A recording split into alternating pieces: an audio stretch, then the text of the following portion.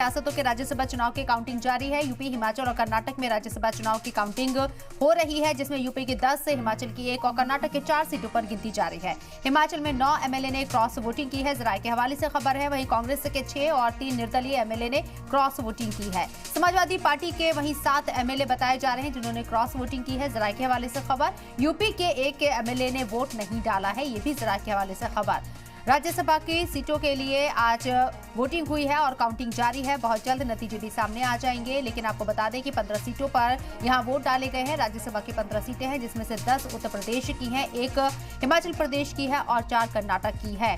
Samajwadi party के 7 MLA ने cross voting की है। जराये के हवाले से खबर। सैयद मुबशिर हमारे नुमाइंदे हमारे साथ फोन लाइन पर मौजूद है, उनका रुख करते हैं। सैयद मुबशिर, आपसे समझना चाहेंगे, नतीजे थोड़ी देर बाद सामने आ जाएंगे क्योंकि काउंटिंग अभी जारी है। क्या रुझान निकलकर सामने आ रहे हैं, क्योंकि खबरें हैं कि सपा के 7 एमएलए ने क्रॉस वोटिंग की है उत्तर प्रदेश में?